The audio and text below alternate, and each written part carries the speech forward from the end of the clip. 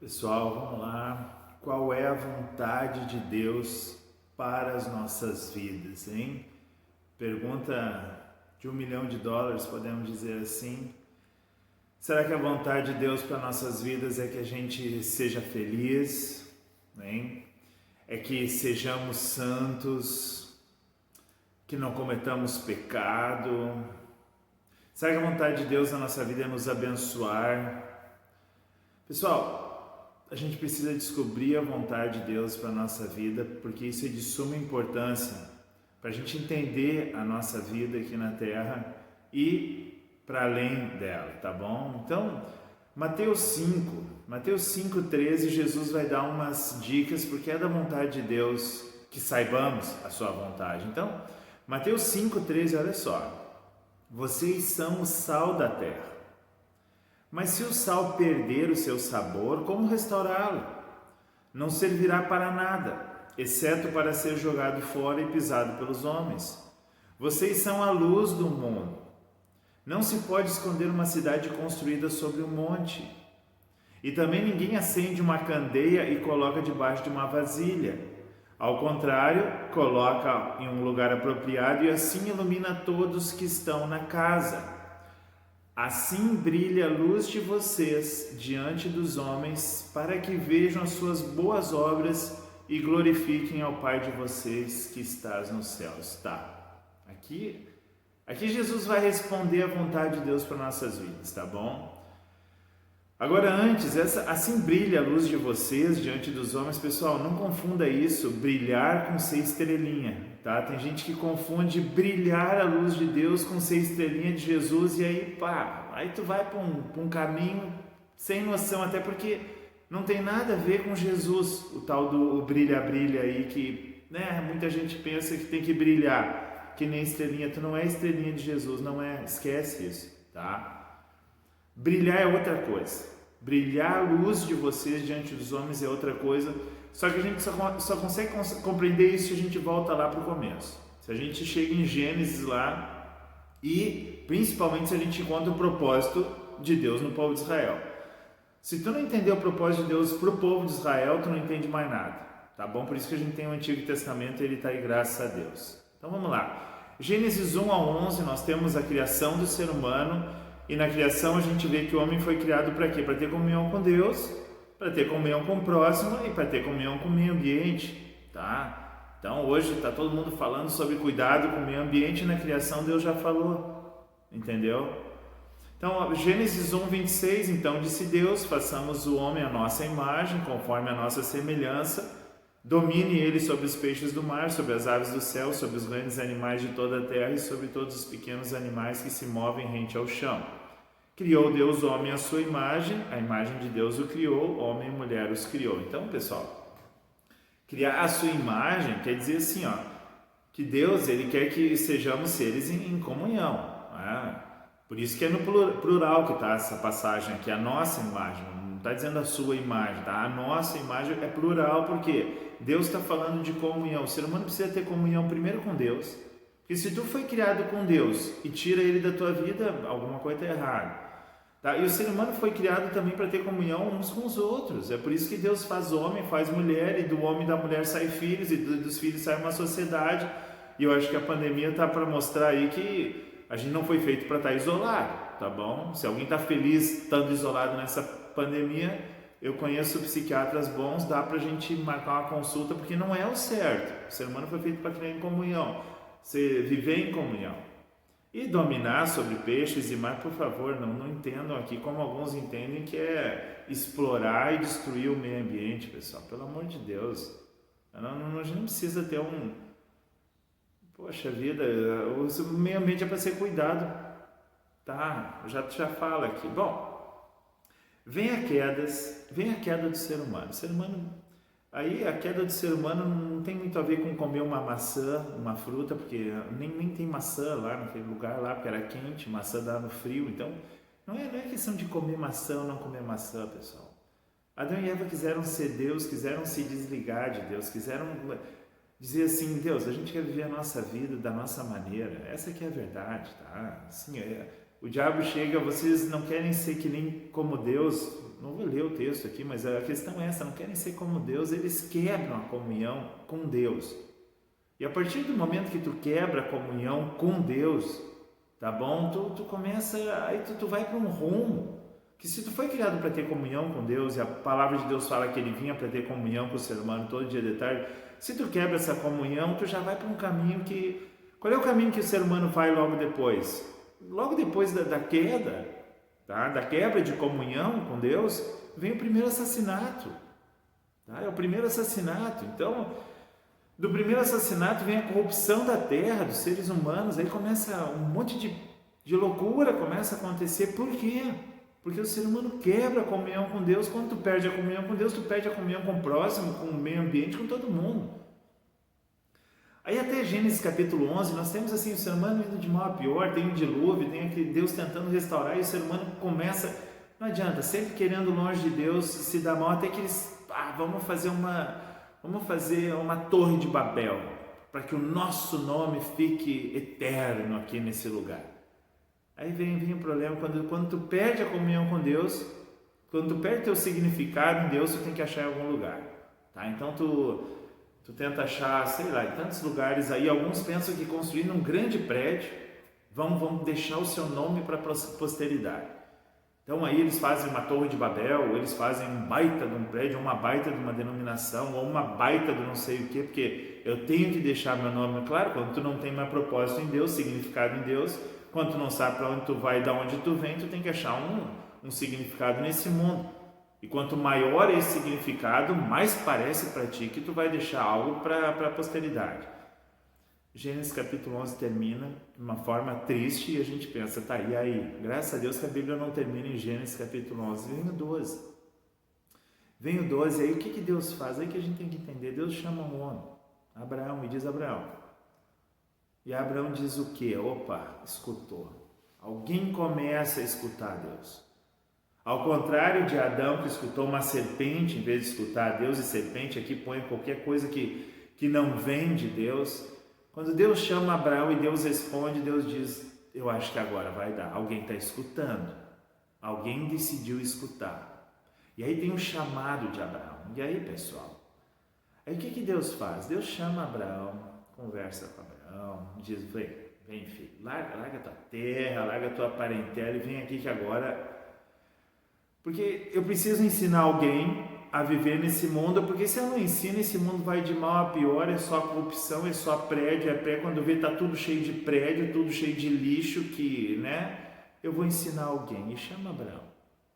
Começa a fazer uma família, começa a trabalhar com Abraão, eles vão para o Egito lá depois, o povo de Israel, e aí viram escravos no Egito, e pessoal, calma que nada é sem propósito, nada é sem propósito. Eles ficam 430 anos no Egito, começa tudo bem, José, vai ler a Bíblia lá se você não conhece, mas começa tudo bem, mas depois vem outros faraós que não conhecem José, não conhecem judeus, começa a crescer aquele povo e os egípcios dizem, tá crescendo demais, vão começar a oprimir, vão começar a escravizar, porque é isso que uma nação faz quando não tem Deus, que é oprimir os outros, escravizar os outros, é a nação sem Deus.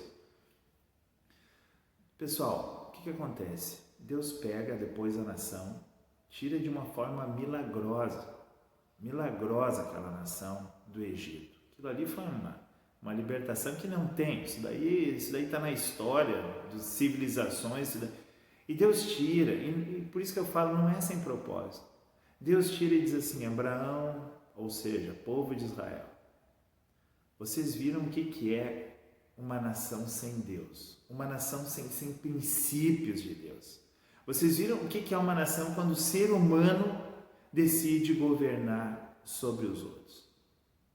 Nações em que o ser humano decide governar sobre os outros dá nisso, dá elitismo, dá o grupinho lá do faraó, dá o grupinho dos poderosos, dos generais que tem que defender aquela bagunça toda e dá o grupão que tem que sustentar toda essa tropa, essa tropinha, vamos dizer, porque é bem menos, e aí tem que ter um monte de escravo para sustentar isso. Então Deus permite que eles vivam lá para dizer assim, viu como é que é? Viu como é que é uma nação onde eu não reino? Dá nisso, dá opressão, injustiça, escravidão, pobreza, miséria, dá tudo. dá tudo de ruim. Aí Deus chega em Êxodo 19:3, tá? Que os teólogos dizem que é um texto fenomenal aqui. Êxodo 19:3, 4 e 5, eu vou ler, que Deus diz assim, preste atenção. Logo Moisés subiu ao monte para encontrar-se com Deus, depois que Deus faz aquela libertação maravilhosa. E o Senhor o chamou do monte dizendo, diga o seguinte aos descendentes de Jacó e declare aos israelitas. Vocês viram o que fiz ao Egito. Egito, nação, agora Egito, conceito também.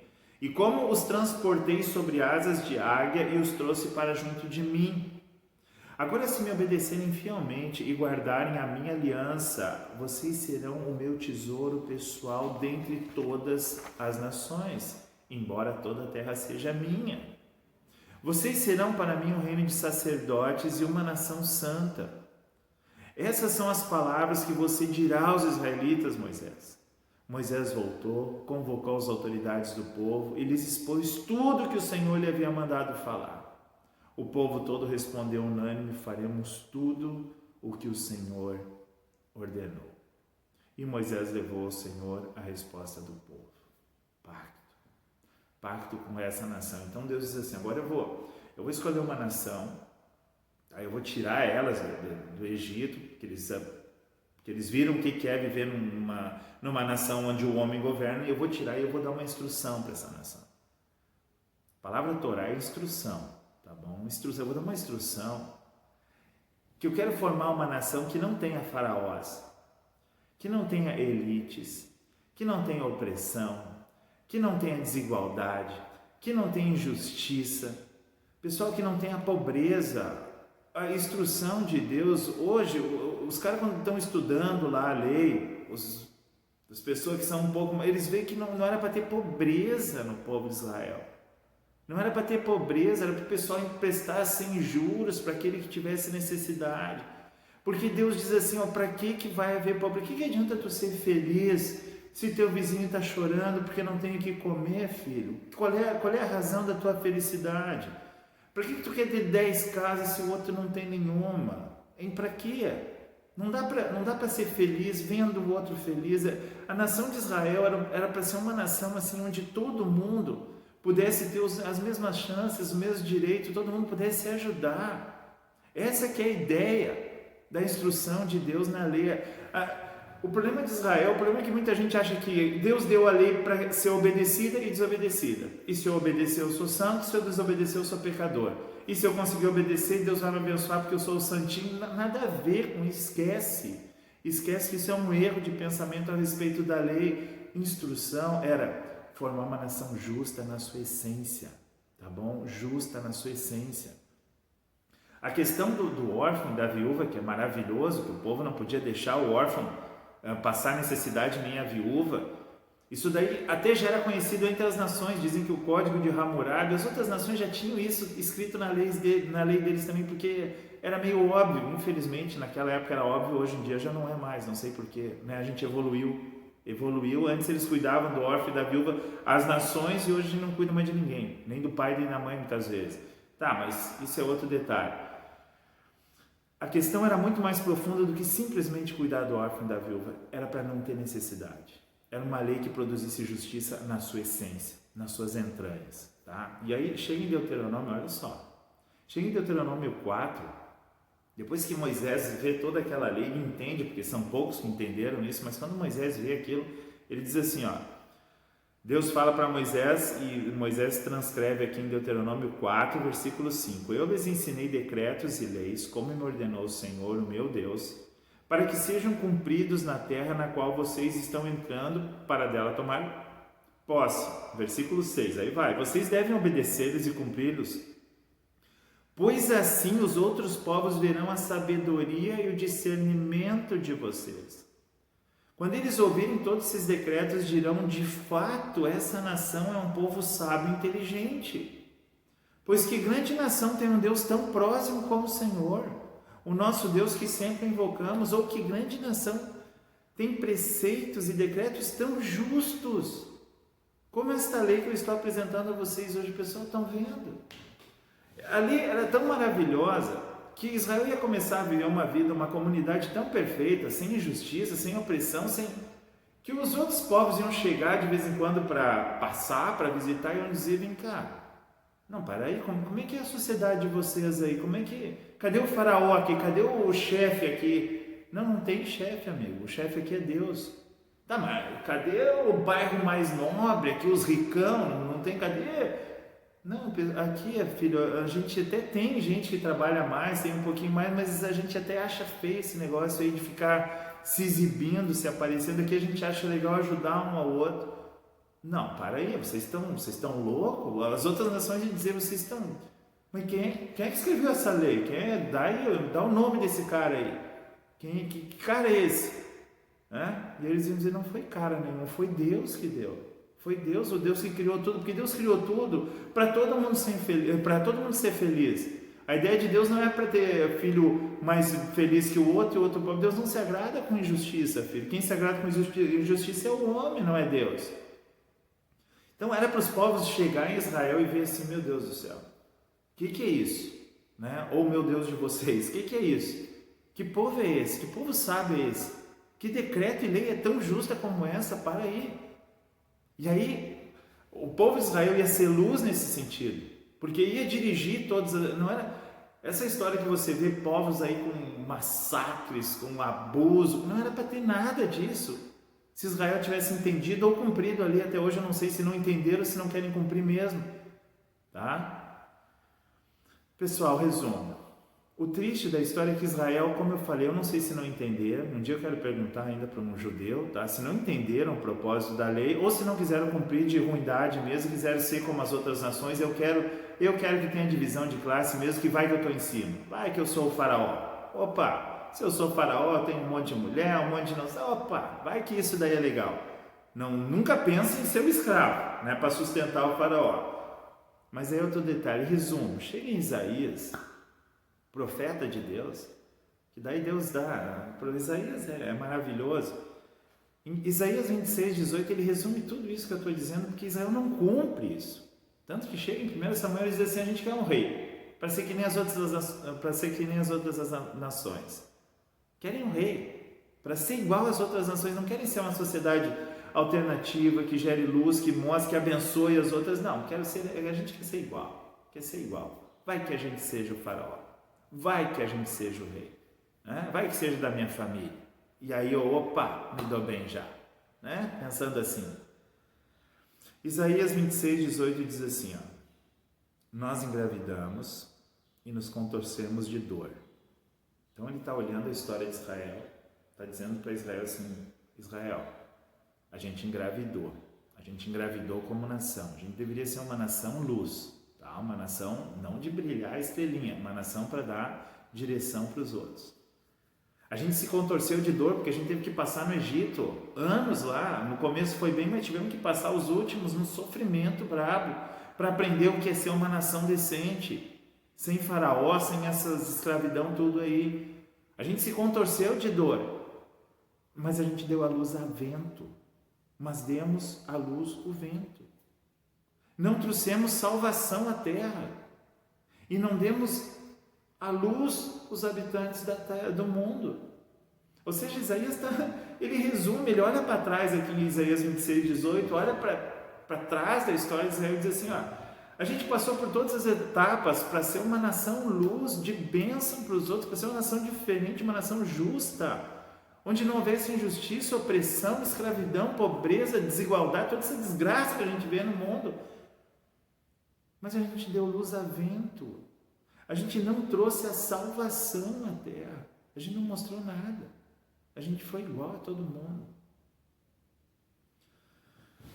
Pessoal, a vontade de Deus para o povo de Israel é que Israel representasse o que? O caráter de Deus, a justiça de Deus, o amor de Deus, a igualdade de Deus e a comunhão que Deus quer que todo mundo tenha. Essa é a vontade de Deus para o povo de Israel. Essa é uma nação luz nesse sentido, uma nação que mostrasse uma direção diferente de todas as outras. Que só tinha faraó, que só tinha rei, que só tinha injustiça, que só gerava opressão, que só gerava tristeza, miséria, abuso. Israel tinha que ser diferente. Agora, qual é a vontade de Deus então para as nossas vidas hoje? Qual é a vontade de Deus para nossas vidas hoje? Vamos voltar ao texto. Tá? Vocês são o sal da terra, Mateus 5,13 lá. Vocês são a luz do mundo, tá? Vocês, ou seja, brilhe a luz de vocês diante dos homens, para que vejam as suas obras e glorifiquem o Pai de vocês que está nos céus. E olha o que ele diz aqui, ó. Versículo 17, ele segue esse texto. Não pensem que vim abolir a lei ou os profetas. Eu não vim abolir, eu vim cumprir. Digo-vos a verdade, enquanto existirem céus e terra, de forma alguma desaparecerá da lei a menor letra ou o menor traço, até que tudo se cumpra. Todo aquele que desobedecer a um desses mandamentos, ainda que dos menores, ensinar os outros a fazerem o mesmo, será chamado menor no reino dos céus, mas todo aquele que praticar e ensinar estes mandamentos será chamado grande no reino dos céus. Pois eu lhes digo que se a justiça de vocês não for muito superior à dos fariseus e mestres da lei, de modo nenhum entrarão no reino dos céus. Pessoal, a vontade de Deus permanece a mesma, porque Deus não muda. Não é que Deus tinha uma vontade para Israel, agora tem uma vontade para você, ele tem uma vontade para mim. Não. Ele só tem uma vontade. Que o ser humano possa viver em comunhão, tá? Que o ser humano possa viver numa sociedade de paz, onde todo mundo possa ser feliz, onde todo mundo possa se ajudar, onde não haja injustiça, onde não haja pobreza, onde não haja miséria, onde não haja nada disso. Quando Jesus olha para aquele homem rico e fala, amigo, dificilmente um rico vai entrar no reino do céu, e aí todo mundo fica se perguntando, mas Deus é contra os ricos? Não? Às vezes, o problema é que muitas vezes para te ser rico, tu tem que gerar a exploração de outros. Para ti querer ter 10 casas, vai ter que ter um monte de gente trabalhando para ti. Isso gera opressão, isso gera exploração. Muitas vezes para ti ter todas as casas que tu quer ter na praia, não sei aonde, os Ferrari que tu quer ter, muitas vezes tu vai ter que enganar as pessoas. Então a questão é assim, ó, o que adianta ser feliz? Tá? Se todo mundo tem que sofrer para que eu seja feliz ou que eu seja rico, é isso que Jesus está dizendo, para aí. Então a vontade de Deus para você e para mim é que a gente seja feliz, mas que todo mundo seja feliz, não é que tu seja feliz. A vontade de Deus é que todo mundo seja abençoado por Ele, mas não somente um seja abençoado e outros não. A vontade de Deus é que a gente possa refletir esse caráter de Deus justo, como Israel tinha que refletir, dar uma alternativa diferente para esse mundo que só pensa em si, só pensa egoisticamente e só quer o bem para si, porque isso só gera tristeza, isso só gera opressão, isso gera uma sociedade onde uns, tá, são mais privilegiados, enquanto a maioria sofre por isso. Então, amados, qual é a diferença do povo de Israel para o povo de Deus hoje? Tá? Vai ter uma diferencinha básica aqui, tá? Vai ter uma diferença.